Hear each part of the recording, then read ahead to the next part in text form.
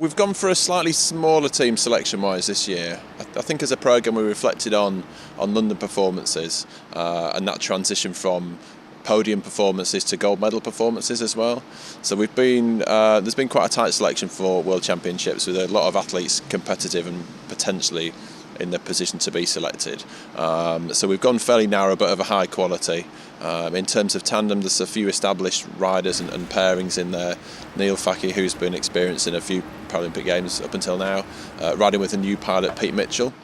On the women's tandem, we've got Sophie Thornhill on the back and Rachel James on the front, which is a new pairing in terms of international Paralympic competition. So yeah, exciting times of a nice balance between seasoned campaigners and also new people who we're expecting to perform. From a team point of view, I've been really clear in terms of looking forward and aiming towards Rio very early in the cycle. It's quite easy to think first competition since London, getting back into the swing of things, see who's around. We're about halfway between London and Rio, and as quickly as the 2 years from London to now has been, the 2 years between now and Rio will be just as quick, if not feel like a lot quicker.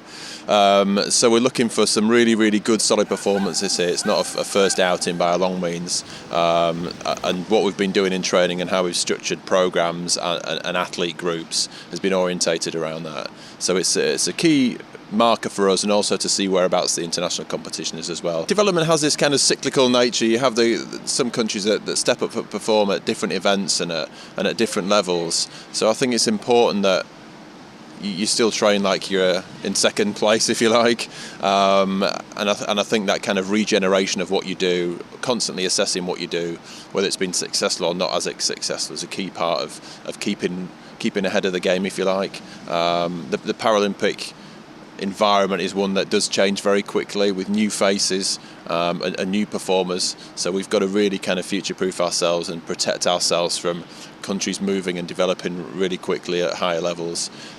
So if we can get the best out of the athletes that we've got and have a really good rigorous campaign of IDing new athletes and filling spaces where we don't have athletes in particular categories, we need to push hard in all directions to make sure we do stay ahead of the game. But Paralympic sport, the level's getting higher and higher, and so the expectations from the athletes also get higher.